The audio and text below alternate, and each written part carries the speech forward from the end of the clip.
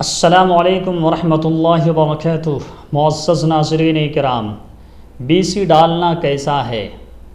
تو اس کا جواب یہ ہے کہ بی سی ڈالنے کی دو صورتیں ہوتی ہے۔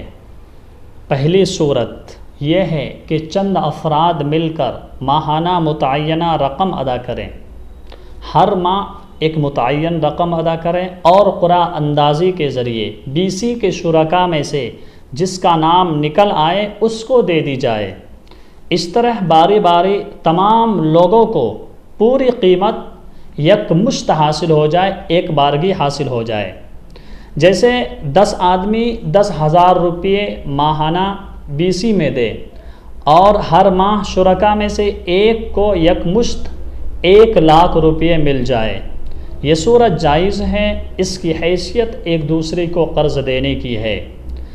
تو یہ صورت نہ صرف جائز بلکہ بہتر ہے اور مستحسن ہے۔ دوسری صورت جو ہے وہ یہ ہے کہ شرکاء میں سے کوئی شخص اپنی باری آنے سے پہلے ہی نقصان اٹھا کر چٹھی لے